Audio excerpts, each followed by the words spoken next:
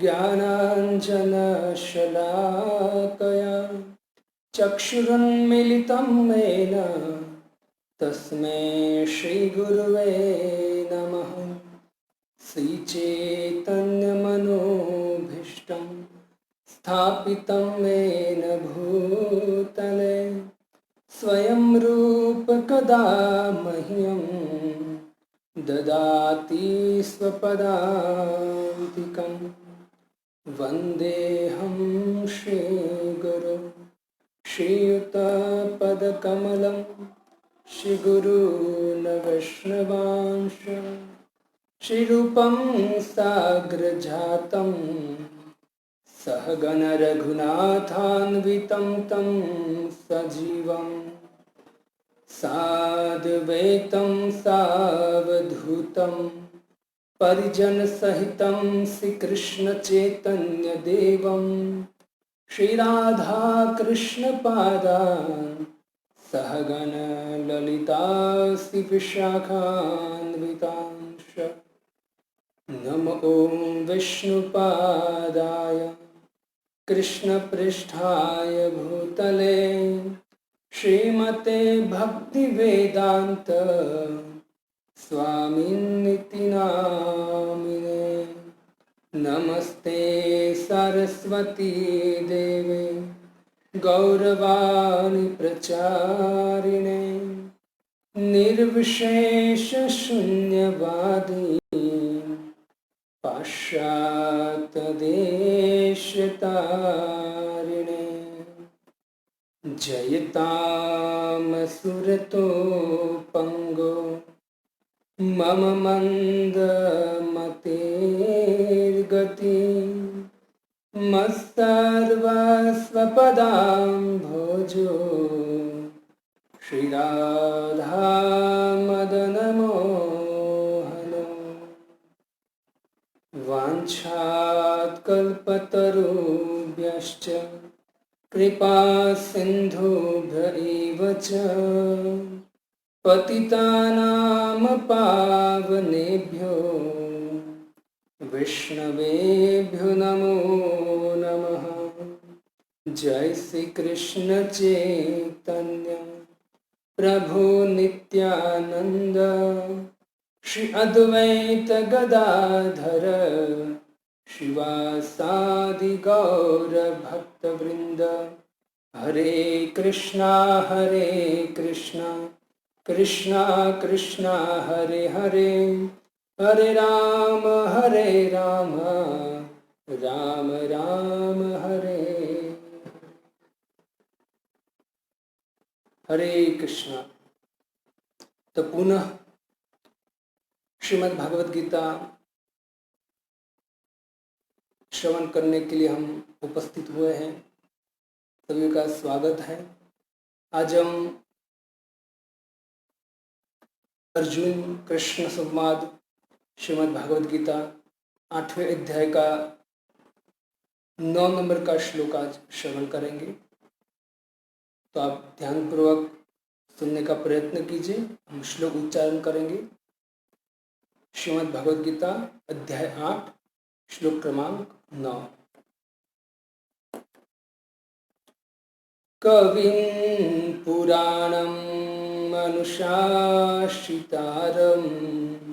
अनोरनियां सन्मुद्य स्मरेद्य सर्वस्य धातारमचिन्त्य रूप आदित्यवर्णं तमसः परस्तात्। कविं पुराणम् अनुशासितारम् मनोरमणीयां समनुस्मरेद्य सर्वस्य धातारमचिन्त्य रूपम् आदित्यवर्णं तमसः परस्तात्। कविं पुराणम् अनुशासितारम् अनोरणीयां समनुस्मरेद्य सर्वस्य धातारमचिन्त्य रूप आदित्यवर्णं तमसः परस्ता।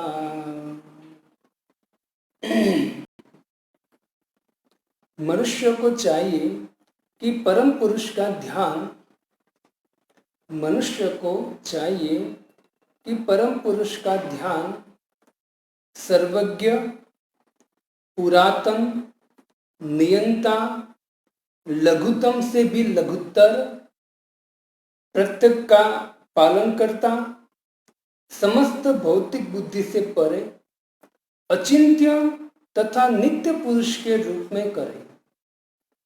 वे सूर्य की भांति तेजवान हैं और इस भौतिक प्रकृति से परे दिव्य रूप है। तो भगवान श्री कृष्ण और अर्जुन दोनों का संवाद चल रहा है।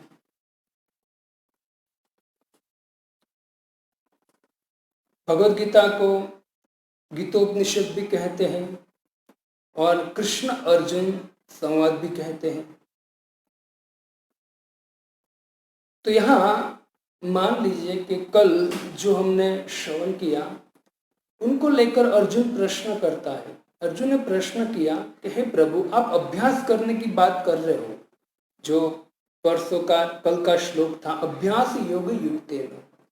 आप जिस अभ्यास की बात कर रहे हो प्रभु, तो मान लीजिए अर्जुन ने प्रश्न किया कि योग के द्वारा व्यक्ति किस प्रकार आपका ध्यान स्मरण कर सकता है, किस प्रकार, क्योंकि कल हमने एक प्रकार देखा कि आप भगवान का नाम लीजिए ध्यान पूर्वक। तो भगवान यहाँ अर्जुन के प्रश्न का जवाब दे रहे हैं और भगवान कहते कि 7 प्रकार से आप मेरा स्मरण ध्यान कर सकते हो। जैसे भगवान ने पिछले श्लोक में कहा कि आप मेरा स्मरण करो, तो स्मरण यहाँ भगवान के 7 प्रकार से मेरा स्मरण कर सकते हो। तो स्मरण करने को बोला है तो हम कहते हैं नाम का स्मरण करो, भगवान के रूप का स्मरण करो, 2 चीज शायद आती है हमारे सामने। लेकिन यहाँ भगवान कहते कि अर्जुन 7 प्रकार से मेरा ध्यान होता है। तो कौन से 7 प्रकार से मेरा ध्यान होगा, अब हम उसको शॉर्ट में श्रवण करेंगे। तो श्रवण करेंगे हम 7 प्रकार भगवान जो कहा है तो किस तरह से कहा है। परम पुरुष का ध्यान, यहां कहा गया है कि परम पुरुष का ध्यान, मनुष्य को चाहिए कि परम पुरुष का ध्यान। ब्रह्म संहिता में ब्रह्मा जी पहले श्लोक में कहते ईश्वर परम कृष्ण, जो परम है वो कौन है, तो कृष्ण है। तो यहाँ भगवान वही कहते कि मनुष्य को चाहिए कि कृष्ण मतलब मेरा ध्यान करे। और किस तरह से ध्यान करे, तो भगवान उनके 7 प्रकार बताते हैं। तो उसको शॉर्ट में श्रवण करने का प्रयत्न करेंगे।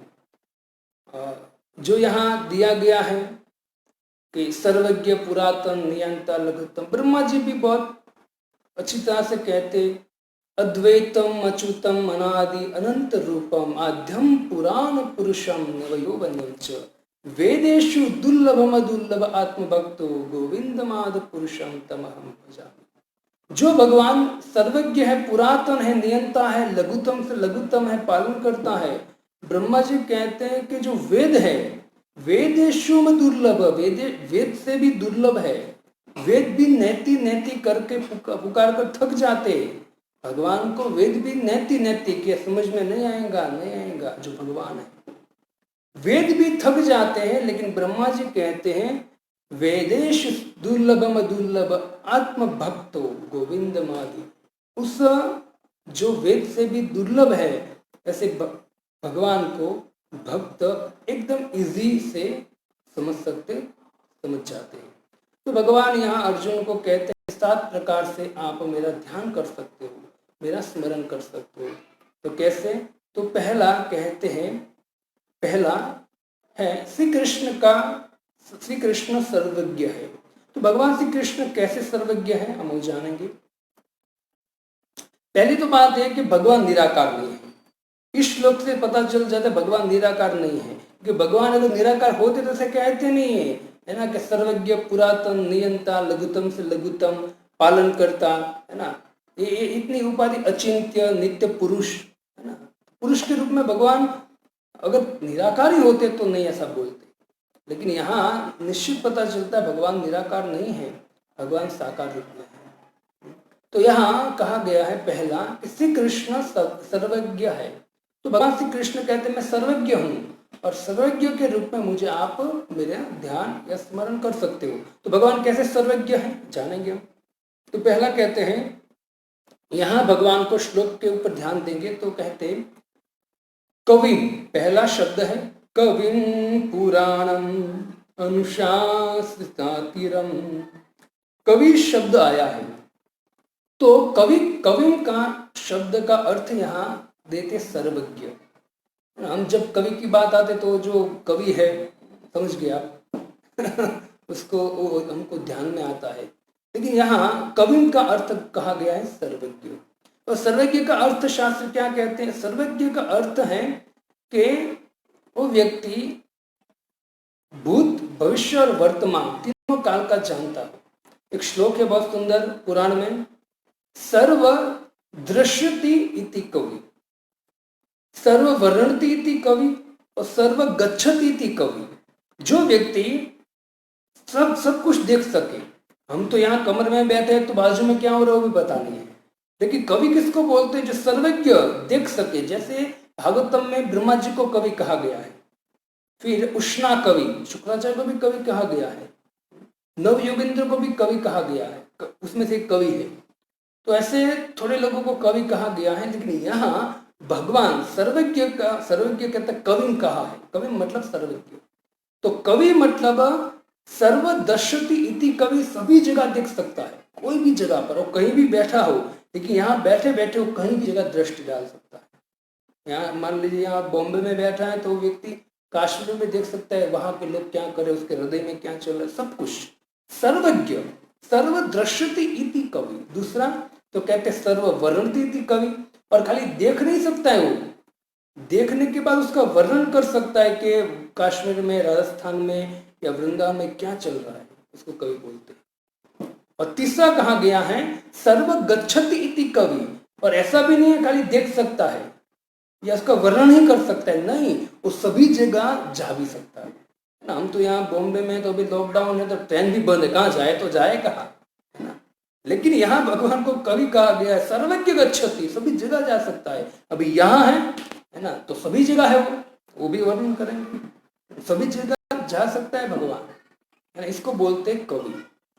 जैसे कवि, हम जब भी कवि बात आते हैं तो कहते हमको तुरंत याद आता है, जहां न पहुंचे रवि वहां पहुंचे कवि हमको ये सब याद आता है। वास्तविक कवि की व्याख्या ये है, सर्वम दृश्यति, सर्वम गच्छति और सर्वम वर्णनति इति कवि। तो यहाँ भगवान को कवि मतलब सर्वज्ञ कहा गया है। भक्तों, श्रीमद् भगवद गीता में 7वें अध्याय के भगवान 26 नंबर के श्लोक में कहते कि अर्जुन, मैं सब कुछ जानता हूं, लेकिन दुर्भाग्य की बात है कि लोग मुझे नहीं जानते।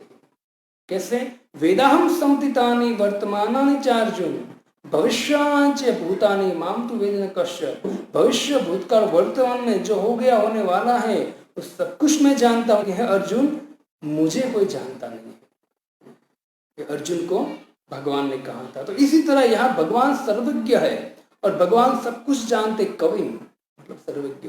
श्री महाभारत में एक सुंदर कथा है सर्वज्ञ के विषय में। द्रोण पर्व में, द्रोण पर्व के 92 अध्याय में, 92 अध्याय में कथा है कि एक सेना में एक राजा था जिसका नाम था श्रुतायुध। श्रुतायुध, और श्रुतायुध वरुण देव का भजन करता था, उसकी आराधना करता था। एक दिन की बात है, वरुण देव उसके सामने प्रकट हो गए, और जैसे वरुण देव प्रकट हो गए तो वरुण देव से वर मांगा कि मुझे वरदान दीजिए। वरुण देव ने उसको वरदान दिया, ऐसा वरदान दिया कि उनको गदा दिया वरुण देव ने, और उसने कहा कि गदा तेरे पास रहेगी और तू जिसको भी टारगेट करके एक गदा को छोड़ेगा वो व्यक्ति मर जाएगा, वो निश्चित है। जैसे तू छोड़ेगा टारगेट करके वो व्यक्ति मर ही जाएगा, वो निश्चित है। तो उसने बोला कि बहुत अच्छा है, चलो गदा है तो कहेंगे हमको जिसको भी मारना है उसको हम गदा फेंकेंगे। लेकिन तुरंत वरुण देव ने उसको रोका और रोक कर कहा कि देख भाई, जो व्यक्ति तुझसे युद्ध करता है उसके सामने तुझे गदा फेंकनी है। अगर कोई व्यक्ति ऐसा है जो युद्ध नहीं कर रहा है, युद्ध नहीं कर रहा है, अगर तूने उन पर गदा फेंका जो युद्ध नहीं कर रहा है तुझसे, उस पे गदा फेंका तो गदा घूम फिर कर तेरे पास आएगी और तुझे मार देगी। वरुण देव ने कहा। तो जो श्रुता युद्ध था वो जब भगवान और अर्जुन एक रथ में थे, अर्जुन के सामने श्रुता युद्ध जब युद्ध करना आया भक्तों, उसी समय भगवान ने देखा कि श्रुता युद्ध आया है, उनके पास गदा है। भगवान देखो, जब वरुण देव ने वरदान दिया श्रुता युद्ध, तब वहां भगवान नहीं थे, मतलब वैसे थे, देखा जाए हम दृष्टांत के रूप से ले तो भगवान वहां नहीं थे उपस्थित, लेकिन फिर भी भगवान को सब पता चल गया। क्यों? भगवान सर्वज्ञ।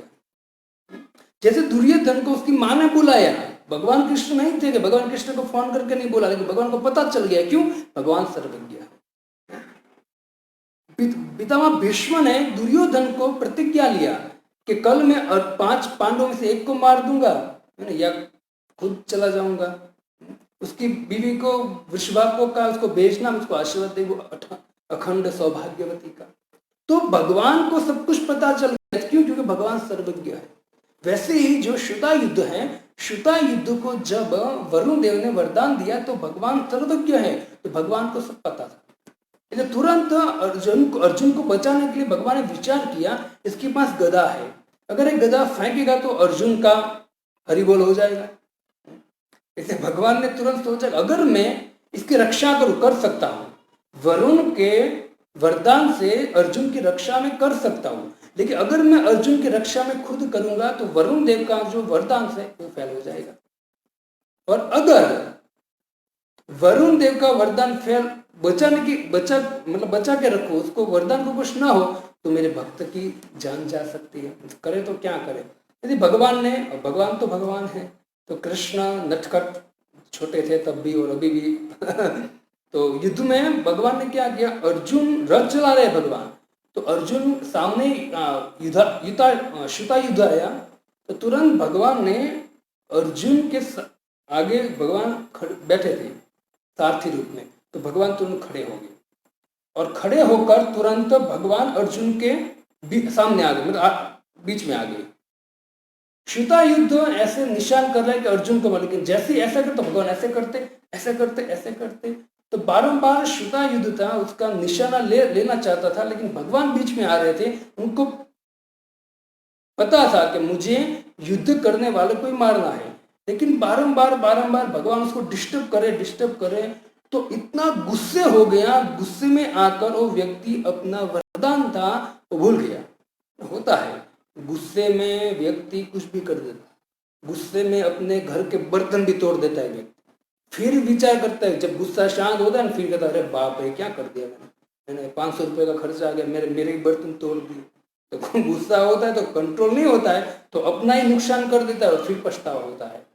तो ये जो श्रुता युद्ध था, और श्रुता युद्ध ने भगवान ने उसको डिस्टर्ब किया, उसका दिमाग घूम गया, और तुरंत श्रुता युद्ध ने अपनी गदा घुमाकर भगवान के ऊपर दे मारी, और जैसे भगवान को निशाना टारगेट करके जैसे मारा भक्तों, तो भगवान की प्रदक्षिणा, कहते कि 3 प्रदक्षिणा गदा ने किया और तुरंत वापस जाकर, है ना, स्पीड से जाकर युधाजित को समाप्त कर दिया। तो यहाँ महाभारत में यहाँ संदेश मिलता है, भगवान सर्वज्ञ है। युधाजित को वरदान दिया तो वरुण देव थे, वरदान तो भगवान नहीं थे, जैसे मैंने आपको 2 दिन और दृष्टांत दिए, तो भगवान सर्वज्ञ है।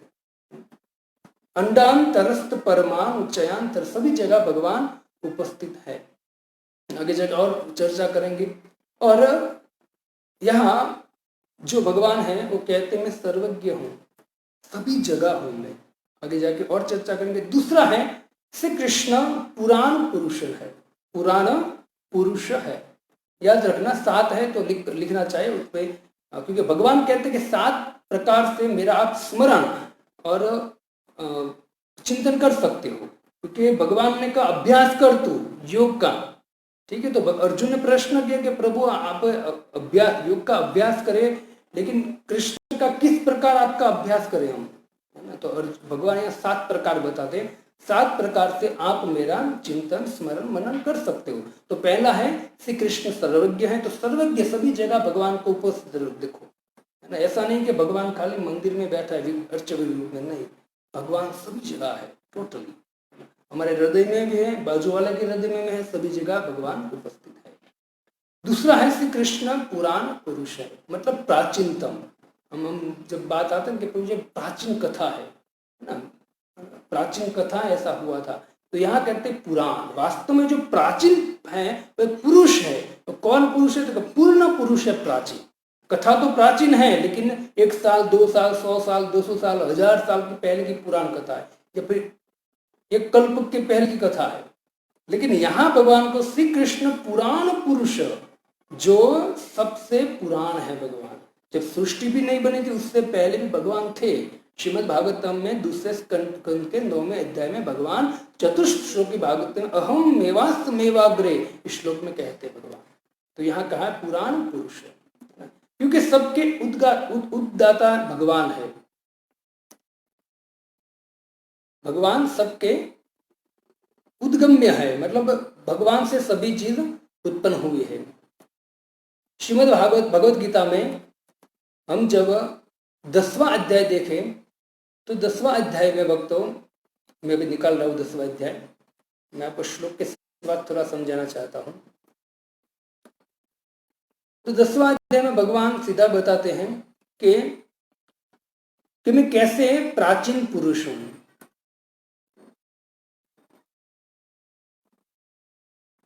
तो पूरी सृष्टि जो भगवान ने बनाई है,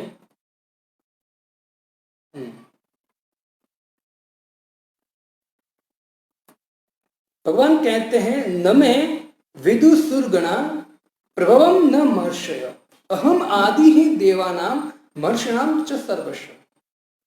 10.2 भगवान कहते हैं कि मेरी उत्पत्ति का कारण न तो देवता जानते न महर्षिगण जानते हैं, कोई नहीं जानता है, क्योंकि एक देवता महर्षिगण भी कृष्ण से ही उत्पन्न हुए हैं। भगवान कहते हैं सब मेरे से उत्पन्न हुए, तो ये सब महर्षिगण बड़े बड़े देवता शिव ब्रह्मादि वो भी मेरी उत्पत्ति का कारण नहीं जान पाते हैं। और भगवान 10.3 में कहते हैं कि हे अर्जुन, यो माम अजमनादि आदि च वेत्ति लोक महेश्वर असमुढ़ मर्तेषु सर्व पापे प्रमुच्यते। हे अर्जुन, जो व्यक्ति ये समझ जाता है कि देवता भी और महर्षिगण भी मुझे नहीं समझ पा रहे हैं, और ये भी समझ जाता है कि भगवान की उत्पत्ति का कोई कारण नहीं, तो भगवान 10 नंबर के 3 श्लोक में कहते हैं कि अर्जुन, वो व्यक्ति समस्त पाप से मुक्त हो जाएगा। और कहते हैं कि जो व्यक्ति समस्त पाप से मुक्त हो जाता है वो व्यक्ति निश्चय उसका मन शांत हो जाता है और वो समझ जाता है कि वास्तव में मेरी उत्पत्ति का कारण कोई नहीं है ना, क्योंकि मैं स्वयं से प्रकट होता हूँ। भगवान श्री कृष्ण वही 10वें अध्याय में कहते हैं 10.14 सर्वमेत ऋतम मन्ये यन्माम वदसि केशव नहीं ते भगवान व्यक्ति विदुर देवान दानवा। ये शब्द अर्जुन बोले हैं, ये स्वयं कृष्ण नहीं बोले हैं। जब भगवान ने कहा कि मैं परब्रह्म परम धाम पुरुषम परमम भवाम, तब अर्जुन भगवान की बात सुनकर अर्जुन खुद कहता है, हे प्रभु सर्वमेत ऋतुम मन्ये यन्माम वदसि केशव, हे केशव आपने जो भी कहा है मेरे दिमाग में फिट हो गया। मैं देख रहा हूं कि प्रभु आपको नहीं ते भगवान व्यक्ति विदुर देवान दानवा, दानव और देवता आपको कभी समझ नहीं सकते, तो मेरे जैसे कि क्या है, मैं कैसे आपको समझ सकता हूँ। भगवान को क्यों अर्जुन ने कहा। तो यहाँ भगवान को पुराण पुरुष कहा गया है, जो आदि है ना। भगवान सृष्टि जब प्रारंभ नहीं किया था तब कहते अहम मेवास्य मेवाग्रे, तो मैं था, और जब मुझे सृष्टि प्रारंभ किया तो मेरे नाभि में से कमल प्रकट किया, मैं उसमें ब्रह्मा जी को प्रकट किया। सृष्टि से पहले भगवान थे, मतलब वो पुराण आदि पुराण है, उससे पहले न तो कोई था और न तो कोई होगा। इससे भगवान श्री कृष्ण को कहते हैं आदि पुराण। ऐसे बहुत सारी व्याख्या हो सकती है, लेकिन आपको शॉर्ट में, और आप भी समझ सकते हो क्योंकि आप भी श्रवण करते हो श्रीमद् भगवद गीता का, तो निश्चित एक बात समझ सकते हो। लेकिन मैं थोड़ा आगे बढ़ना चाहता हूँ, हमारे पास समय कम है। तीसरा है श्री कृष्ण सभी के नियंता है, मतलब नियंता मतलब अनुशासितारम। जो श्लोक आप देखेंगे, श्लोक में एक वाक्य है अनुशासितारम, इसका अर्थ है श्री कृष्ण सभी के नियंता है। गर्ग संहिता में एक कथा है गर्ग मुनि जी कहते हैं कि भगवान नियंता किस तरह है। सब कुछ नियंत्रण करते हैं भगवान, लेकिन वहां एक सुंदर दृष्टांत दिया गर्ग मुनि ने कि जब भगवान ने गोवर्धन पर्वत उठाया और गोवर्धन पर्वत उठाया तो इंद्र जो था वो बारिश कर रहा था। इंद्र ने देखा कि इतनी बारिश होने के बावजूद भी कुछ नहीं हो रहा है, गोवर्धन पर्वत के नीचे है सब, तो गोवर्धन मतलब पर्वत को तोड़ने के लिए इंद्र ने सब कुछ प्रयत्न किया, फेल हो गया। उसके बाद जो इंद्र है, इंद्र ने अपना वज्र उठाया।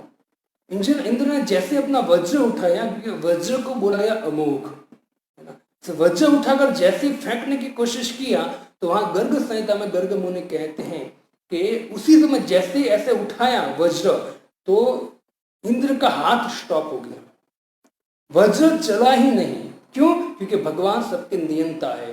तो इंद्र है, समस्त देवी देवता का राजा है, लेकिन भगवान को पता चला कि मेरे भक्तों को मारने के लिए, गोवर्धन पे प्रहार करने के लिए इंद्र वज्र का प्रहार करना चाहता है। तो भगवान नियंता है सबका, तो इंद्र का भी नियंता है। तो इंद्र के हाथ को भगवान ने रोक लिया और इंद्र का हाथ चला ही नहीं। जैसे हम कहते हैं कि पैरालिसिस हो गया, है ना, जब कभी कभी होता है पैरालिसिस हो जाता है, कोई हिलता नहीं, ऐसे ही पड़ा रहता है। जैसे कुब्जा है, कुब्जा को वैसे हुआ था, लेकिन भगवान ने उस टेढ़ी कुब्जा को सीधा कर दिया था उनकी कृपा से।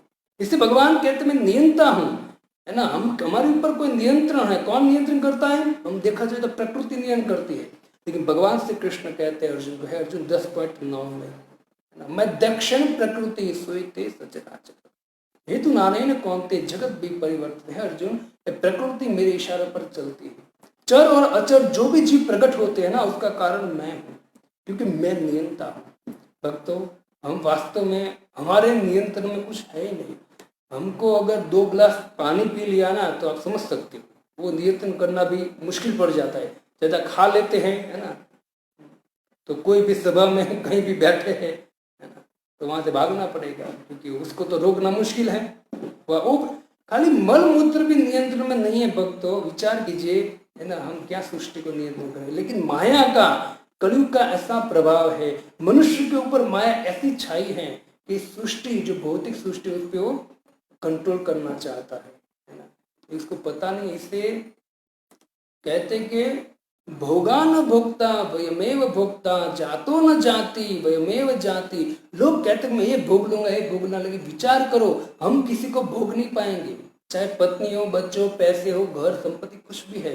वास्तव में देखा जाए ना तो आखिर में जो प्रकृति है ना, वो हमको भोग लेती है, क्योंकि आखिर में धीरे धीरे धीरे धीरे हम युवान हैं, धीरे धीरे वृद्ध हो जाएंगे, सब कुछ होते हुए भी हम कुछ भोग नहीं पाएंगे। तो हम प्रकृति को भोग रहे हैं या प्रकृति हमको भोग रही है? हमने बुढ़ा कर दिया और कल मर भी जाएंगे।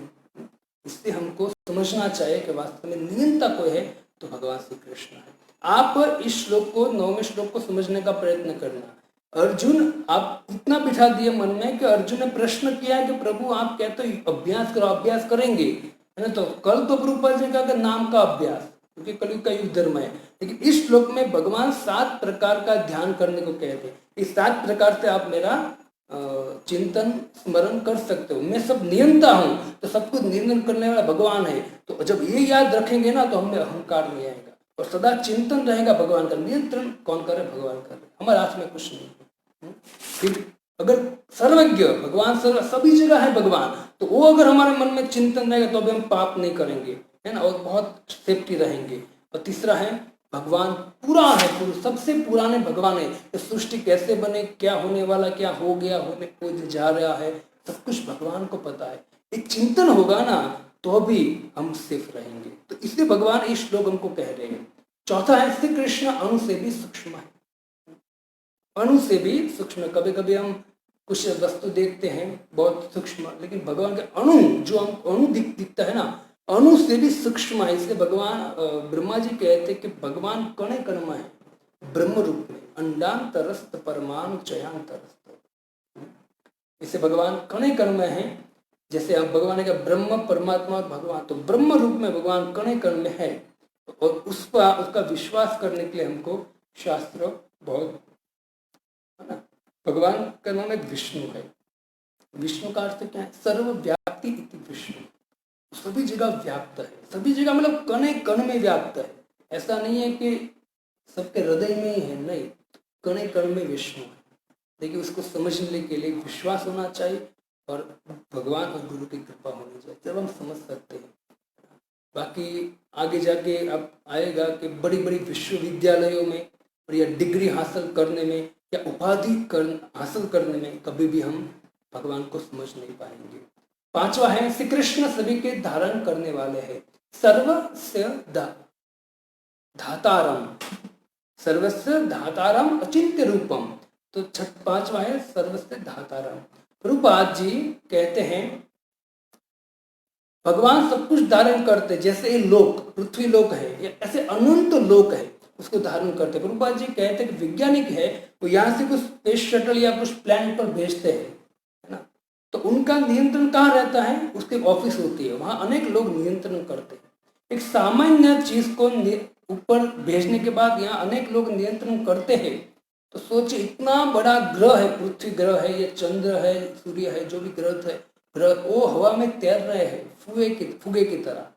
तो सोचिए उनको कोई धारण करने वाला नहीं होगा, है कौन है, तो भगवान कहते मैं हूं।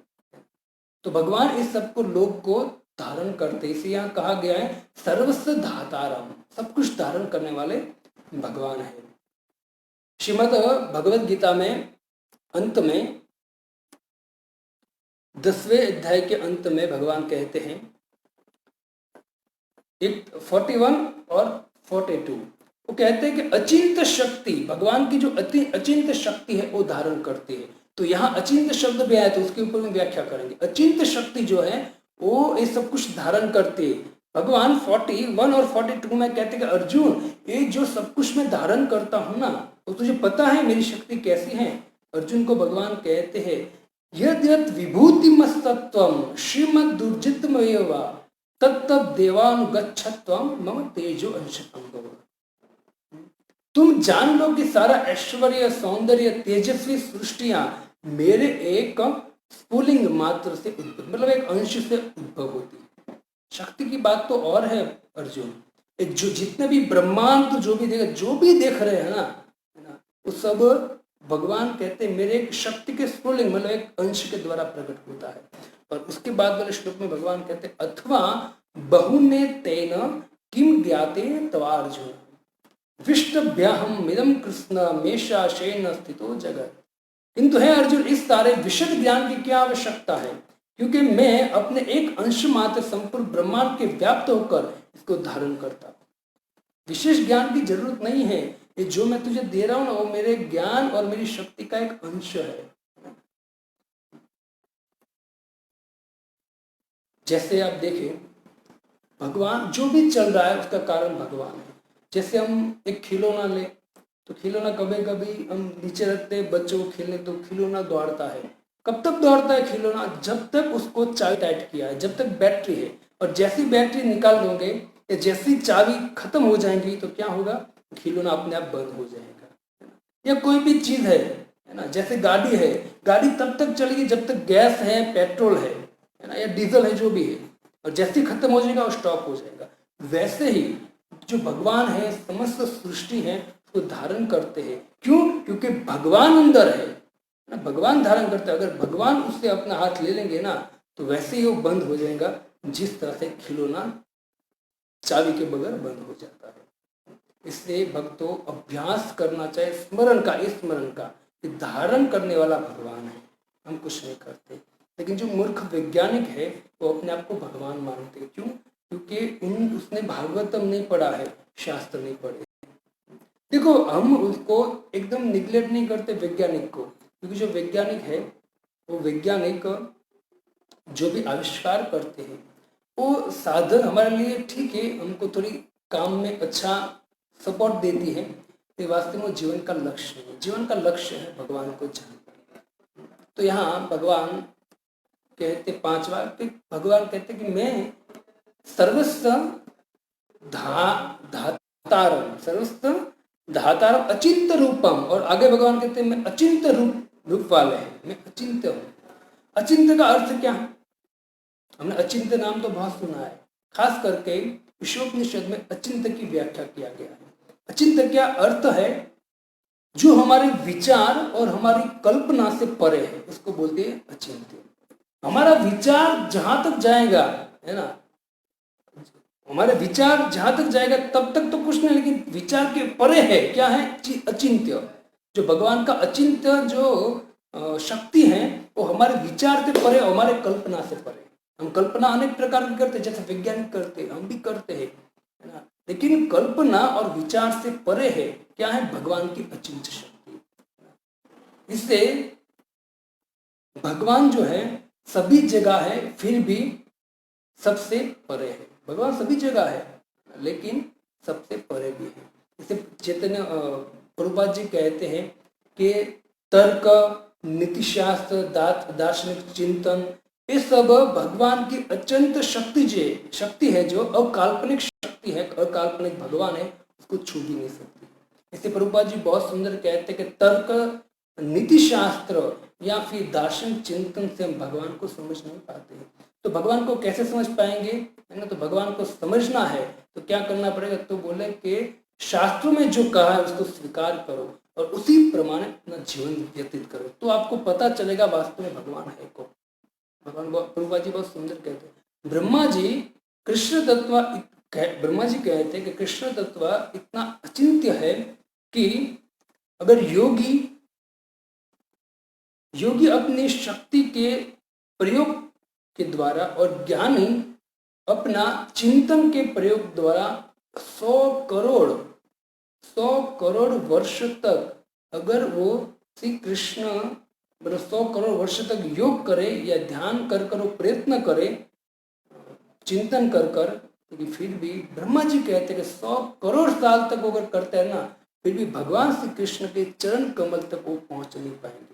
वो कहाँ तक पहुंच पाएंगे? तो ब्रह्मा जी कहते वो खाली ब्रह्म तक पहुंच पाएंगे, भगवान का जो निराकार है स्वरूप, वहां तक वो पहुंच पाएंगे। लेकिन भगवान के जो चरण कमल है, भगवान के प्रेम तक वो लोग नहीं पहुंच पाएंगे, ज्ञानी और योगी। इससे प्रभुपाद जी कहते हैं कि परम भगवान को अगर जानना है तो शुद्ध भक्ति के द्वारा हम उसको समझ सकते हैं, जान सकते हैं, शुद्ध भक्ति के द्वारा, जो भगवान ने भगवद गीता के अंत में कहा है, भक्त्या माम अभिजानाति। 7.25 में भगवान कहते कि हैं अर्जुन, न हम प्रकाश सर्वस्व योग माया समावृत मूढ़ोयम न भी जानती मम अजम अव्ययम। भगवान कहते हैं कि मुझे मूढ़ व्यक्ति नहीं जान सकता, न हम प्रकाश, मैं सबके सामने प्रकट भी नहीं होता हूँ। तो आप किसके सामने प्रकट होते हो? तो कहते मैं भक्त के सामने प्रकट होता हूँ। क्यों? क्योंकि मुझे भक्ति से आप प्रसन्न कर सकते हो। इसे भक्तों भगवद गीता के सभी तात्पर्य में, ज्ञान योग हो, ध्यान योग हो या कोई भी योग हो, भगवान जो है प्रभुपाद जी हैं, उस सभी तात्पर्य में प्रभुपाद जी भक्ति की व्याख्या करते हैं।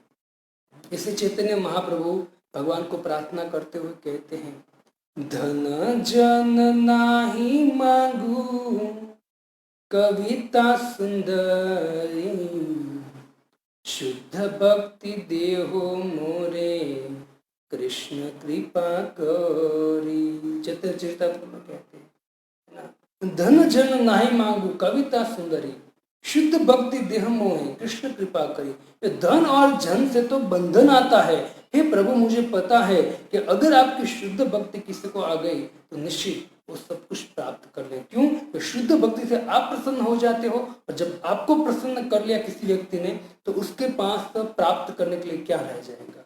सब कुछ प्राप्त हो गया, क्योंकि आप पूर्ण है और उसने पूर्णता को प्राप्त कर लिया है। तो बहुत सुंदर प्रभुपाद जी कहते हैं, और इसी तात्पर्य प्रभुपाद जी कहते हैं, विश्वविद्यालय और डिग्री उपाधि से भगवान को पहचान नहीं सकता। कोई व्यक्ति कहे मैं बड़ा प्रधान हूँ, कोई डॉक्टर हूँ, इंजीनियर हूँ, उससे हम भगवान को कभी समझ नहीं पाएंगे। इससे प्रभुपाद जी कहते हैं कि भक्ति करना ही एक कर्तव्य है जीव का। और अंत में 7वां अंत में कहते श्री कृष्ण सूर्य के समान प्रकाशमान है। भगवान जो है श्रीमद् भगवद गीता का जो श्लोक है उसमें अंतिम लाइन देखिए, आदित्य वर्णम तमस परस्तात्, आदित्य वर्णम तमस परस्तात्, मतलब जो भगवान आदित्य सूर्य के समान है, वो भगवान को अगर कोई व्यक्ति इस प्रकार से समझने का प्रयत्न करते हैं सूर्य समान प्रकाशमान भगवान को समझने का इस तरह से प्रयत्न करता है तो कहते तमस परस्तान, वो व्यक्ति अंधकार से मुक्त हो जाएगा। अंधकार अज्ञान है उससे मुक्त हो जाएगा। अज्ञान की व्याख्या करते हुए हमारे विश्वनाथ चक्र ठाकुर के तो अज्ञान मतलब अंधकार, और अंधकार मतलब क्या है तो कहते हैं कि कैतव, कपट। कैतव मतलब कपट, धर्म अर्थ काम मोक्ष। वास्तव में अगर तमस मतलब अंधकार है उससे दूर होना है तो क्या करना पड़ेगा, मतलब ये जो केतु है उससे हमको दूर बाहर निकलना पड़ेगा, कपट से बाहर निकलना पड़ेगा। कपट क्या है, धर्म अर्थ काम मोक्ष की इच्छा करना। और वास्तव में जो धर्म है, वास्तविक भागवत सिद्धांत है वो क्या है तो कहते हैं भगवान से प्रेम करना। पंचम पुरुषार्थ श्री कृष्ण प्रेम, वहां तक हमें पहुंचना है। और वहां तक पहुंचाने के लिए ही चैतन्य महाप्रभु आए हैं। उसने चैतन्य महाप्रभु ने भगवत गीता और श्रीमद् भागवतम हमको सही रूप में दिया है। और उसने ब्रज भाव, ब्रज भक्ति कैसे मिले उसका प्रोसेस चैतन्य महाप्रभु ने दिया। अगर कोई व्यक्ति इसी प्रोसेस को बहुत अच्छी तरह से करने का प्रयत्न करे, पालन करे, निश्चित ब्रज भक्ति तक, ब्रज प्रेम तक पहुंच सकता है। तो यहाँ भगवान को कहा आदित्यम वर्णम तमस परस्तान। आदित्य जो सूर्य के समान भगवान तेजवान है ना, वो भगवान की शरण में जाने से, वो भगवान को समझने का प्रयत्न करने से निश्चित व्यक्ति अंधकार तम से परे होकर भगवान को प्राप्त कर सकता है। सूर्य की तरह प्रकाशमान यहाँ कहा गया है। श्रीमद् भगवद गीता में 7वें अध्याय में भगवान कहते हैं रसो हमस्तु कौन्तेय प्रभास्मि शशिशूर्य प्रणय सर्व वेदेषु खे शब्द खे पुरुषो, के जो प्रणव सर्व वेदेषु रसोमस्तु कौन्ते प्रभास्मि शशिशूर्य, जो तेज का अगाध भंडार है, किसमें है, सूर्य और चंद्रमा में। भगवान कहते हैं वो दोनों मेरे अंश हैं। और यहाँ भगवान को कहते हैं कि जो आदित्य जिस तरह से चमकता है सूर्य, उसी तरह से भगवान चमक रहे हैं। अगर कोई व्यक्ति भगवान का आश्रय लेगा तो जिस तरह से सूर्य आते हैं, सूर्य की एक किरण आते हैं, क्योंकि सूर्य करोड़ों किलोमीटर दूर है, लेकिन जैसे सूर्य की एक किरण पड़ती है ना तो अनेक समय का अंधकार नष्ट हो जाता है। वैसे यहाँ कहते हैं कि सूर्य है और कृष्ण सूर्य सम है, क्योंकि उसके ऊपर को उपमा कैसे दोगे आप, तेजवान तो सूर्य है। वैसे सूर्य भी भगवान का अंश है, लेकिन जिस तरह सूर्य उगते ही अंधकार नष्ट हो जाता है, वैसे जब भगवान को कोई व्यक्ति धारण करता है, ग्रहण करता है कि नहीं सर्वज्ञ भगवान है, ईश्वर है भगवान, तो वो व्यक्ति तम अंधकार से, अज्ञान से मुक्त होकर वो सही ज्ञान के उपस्थित होता है। 13वें अध्याय के 18 नंबर में श्लोक में भी कहते ज्योतिषाम अपि ज्योति तमस परमुच्यते ज्ञानम ज्ञेयम ज्ञान गम्यम हृदय सर्वस्व वितिष्ठति। कहते हैं कि जो ज्योतिष है, मतलब जो सूर्य है, तो कोई व्यक्ति अगर तमस परमुच्यते, कोई व्यक्ति अगर तमस से ऊपर जाना चाहता है, ज्ञानम ज्ञेयम ज्ञान गम्यम हृदय सर्वस्व, जो सबके हृदय में सर्वस्व, जिस सबके हृदय में परमात्मा है, उसका ज्ञान ज्ञेयम ज्ञान गम्यम, कोई व्यक्ति ज्ञान उसका प्राप्त कर लेता है और उस ज्ञान के द्वारा वो व्यक्ति अगर एक्टिव होता है भगवान की सेवा में, पूजा में, भगवान के आदेश में, तो कहते हैं कि निश्चित वो व्यक्ति तमो से पार होकर भगवान को प्राप्त कर सकता है। तो मतलब सूर्य जो है, सूर्य के समान भगवान तेजवान है, लेकिन वास्तव में देखा जाए तो सूर्य भी भगवान का अंश है। भगवान कहते हैं कि मेरे धाम में तो सूर्य की जरूरत है, न तो चंद्र की, न को अग्नि की, न कोई प्रकार के प्रकाश की जरूरत है। क्यों? तो भगवान कहते हैं कि मेरा जो धाम है वो मेरा धाम स्वयं प्रकाशमान है। न तद भासते सूर्यो न शशाको न पावक यद गत्वान निवर्तन्ते तद धाम परमम्। तो यहाँ भगवान श्री कृष्ण बहुत सुंदर कहते हैं। भगवान श्री कृष्ण 7 बात बताने के बाद कहते हैं कि अनुस्मरेत च, ये जो चीज है 7 प्रकार है, उसको आपको स्मरण करना। और एक बार मैं आपको गिनाता हूँ। पहला है भगवान सर्वज्ञ है, सर्वज्ञ भगवान का दर्शन करना चाहिए। दूसरा भगवान पुराण पुरुष है। तीसरा है भगवान नियंता है सबका। चौथा है भगवान अणु से भी सूक्ष्म है। आप जो भी चीज देखते, सूक्ष्म से सूक्ष्म चीज देखते हो, उससे भी सूक्ष्म भगवान है। और बड़े से बड़ी आप चीज देखते हो उससे भी बड़े भगवान है ना। तो इस तरह से आप चिंतन कर सकते हो। कृष्ण सभी के धारण करने वाले हैं, मतलब सर्वस्व धातार है, सब चीज को धारण करके रखा है भगवान ने। पांचवा छठा है कृष्ण अचिंत रूप वाले हैं, जिसकी शक्ति अचिंत, हम अपने विचार और कल्पना से परे हैं, हम उसको समझ नहीं पाते हैं। अगर समझना है तो प्रभुपाद जी कहते क्या करना पड़ेगा, तो कहते समझना है, जिसको समझना है उनके पास जाना पड़ेगा। और भगवान कहते मुझे समझना है, तो भक्ति के द्वारा आप समझ सकते हो। जैसे भगवान श्री कृष्ण भगवद गीता और भगवद गीता भागवतम में बारंबार कहते हैं कि भक्ति भक्ति भक्ति भक्ति।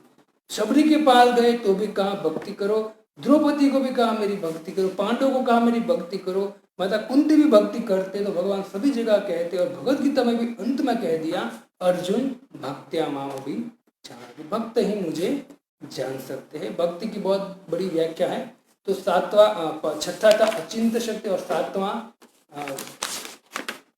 है श्री कृष्ण सूर्य के समान प्रकाशमान है।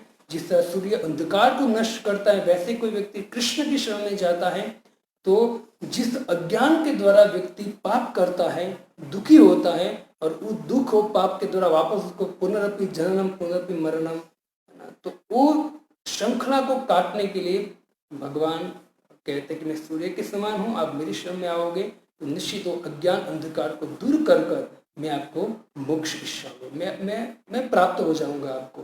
तो यहाँ भगवान कहते अनुस्मरण, मेरा स्मरण इस तरह से आपको करना चाहिए। तो अब भगवान ने श्लोक में अंत नहीं किया, अभी श्लोक अधूरा है। कैसे अधूरा है? भगवान ने यहाँ परिणाम नहीं दिया है, खाली इतना कहा है कि इस तरह से मेरा आप स्मरण कर सकते हो। लेकिन स्मरण करने के द्वारा, स्मरण करें हम, चलो प्रभु आपने कहा स्मरण करो, हम स्मरण करेंगे, लेकिन स्मरण करने के द्वारा उसका परिणाम क्या आएगा? तो परिणाम क्या आएगा वो भगवान कहेंगे 10 नंबर पे श्लोक। तो अब हम कल सुनेंगे 10 नंबर का श्लोक, जिसमें भगवान कहते हैं कि अगर आप इस प्रकार से मेरा स्मरण चिंतन ध्यान करते हो तो परिणाम क्या आएगा, भगवान आगे के श्लोक में कहेंगे। तो आप कल वापस 7 बजे हम मिलेंगे, तो 7 बजे 10वां श्लोक का स्मरण करेंगे। देखो मैंने पहले आपको बोला था 8वां अध्याय है, थोड़ा सा टफ है, ये कोई भागवतम कथा नहीं है, थोड़ा सैद्धांतिक बात है भगवान को समझने के लिए। तो प्रयत्न करना चाहिए। लोग कहते हैं प्रभु जी भगवद गीता समझ में नहीं आते हैं, और जब हम समझ में बैठते हैं तो अमुक टफ चीज़ आती है तो हमको नींद आ जाती है, या फिर हम उसको छोड़ देते हैं। लेकिन प्रयत्न करना चाहिए समझने का, जितना भी समझ में आए समझने का प्रयत्न करना चाहिए, और भगवान से प्रार्थना करनी चाहिए, निश्चित भगवान कृपा करेंगे। और श्रीमद् भगवद गीता जो है, जो भगवान का शब्द ब्रह्ममय स्वरूप है, हमको समझ में आएगा। तो कल पुनः हम 7 बजे वापस मिलेंगे, श्रीमद् भगवद गीता का 8.10वां नंबर का श्लोक लेकर वापस हम व्याख्या करने का प्रयत्न करेंगे।